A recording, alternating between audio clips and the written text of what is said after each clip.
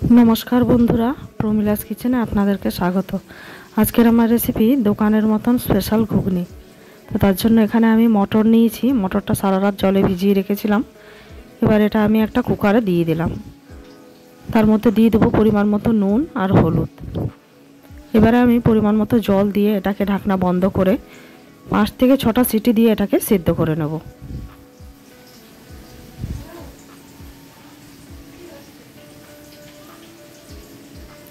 এখানে সিটি পড়ে গেছে, এটাকে আমি অফ করে রেখে দেব। এরপর এখানে আমি নিয়েছি আলু কুচি, পেঁয়াজ কুচি আর টমেটো ক্যাপসিকাম কুচি।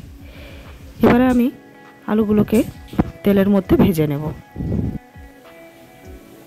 আমি এখানে নুন দিয়েছি অল্প আর দিয়েছি একটুখানি হলুদ দিয়ে আলুগুলোকে খুব ভালো করে ভেজে নেব।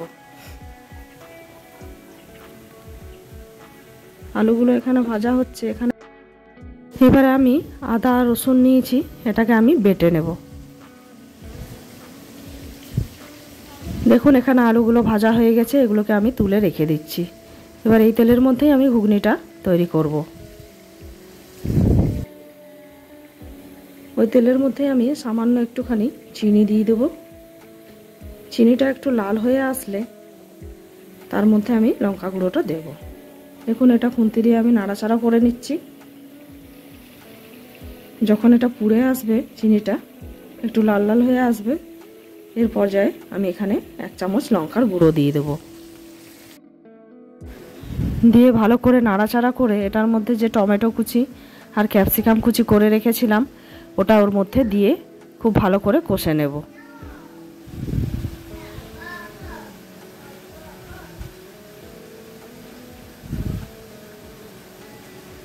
টমেটোটা খুব ভালো করে কষে নিচ্ছি। এটা একটু নরম হয়ে আসলে এর মধ্যে আমি একটু নুন দিয়ে দেব। নুনটা দিয়ে আবারও খুব ভালো করে আমি এটাকে কষে নেব।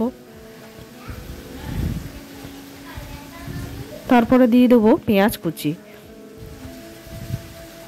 পেঁয়াজ কুচিটা দেওয়ার পরে আবারও খুব ভালো করে পেঁয়াজটাকে টমেটোর সঙ্গে ভেজে নেব, যতক্ষণ না পর্যন্ত পেঁয়াজটা একটু নরম হয়ে আসছে ততক্ষণ।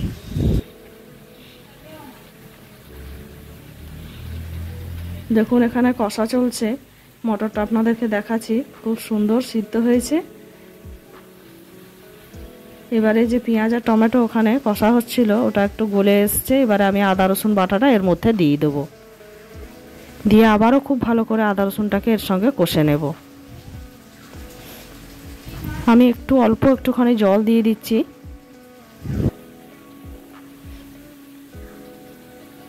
জলটা দিয়ে আবারও খুব ভালো করে মশলাটাকে কষে নেব। মশলাটা একটু কষা হয়ে গেলে এখানে আমি দিয়ে দেবো হলুদ গুঁড়ো, একটু জিরে গুঁড়ো আর একটু ধনে গুঁড়ো দিয়ে সমস্ত কিছুকে আবারও খুব ভালো করে এখানটায় কষে নেব।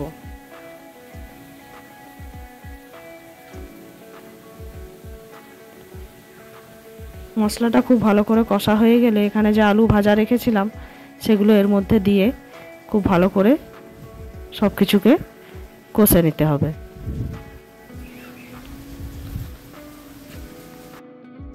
আলুটা এখানে খুব ভালো করে কষা হয়ে গেলে এবারে যে মটরটা সিদ্ধ করে রেখেছিলাম ওটা এর মধ্যে দিয়ে দেব। দিয়ে খুব ভালো করে আমি এটাকে মশলাটার সাথে মিশিয়ে নেব। তারপরে কিছুক্ষণ আরও একটু আঁচে বসিয়ে রেখে দেবো। সবার শেষে আমি গুঁড়ো মশলাটা তৈরি করে নেব, তারপরে শেষে ওটা দিয়ে নামাবো। তো তার জন্য এখানে আমি নিয়েছি 2টো শুকনো লঙ্কা, গোটা গরম মশলা নিয়েছি এখানে। এটাকে একটু নাড়াচাড়া করে নেব। এটার থেকে একটা সুন্দর গন্ধ বের হয়ে আসলে এর মধ্যে আরও কিছু মশলা আমি যোগ করব। গোটা জিরে, গোটা ধনে আর গোটা মৌরি। এটাকে দিয়ে আবারও কয়েক সেকেন্ড নাড়াচাড়া করে এটাকে আমি গুঁড়ো করে নেব। গুঁড়ো করা হয়ে গেলে সবার শেষে এটা আমি দিয়ে দেবো ঘুগনিতে। এটা দেওয়ার ফলে ঘুগনির স্বাদটা অনেকটাই দোকানের মতন হয়ে যায়। তো দেখুন এখানে ঘুগনিটা আমার হয়ে গেছে। এবারে আমি ওই গুঁড়ো মশলাটা এর উপরে ছড়িয়ে দেব। তো আমার এই ঘুগনির রেসিপি যদি আপনাদের ভালো লাগে অবশ্যই একটা লাইক করবেন, কমেন্ট করবেন এবং সাবস্ক্রাইব করে আমার পাশে থাকবেন।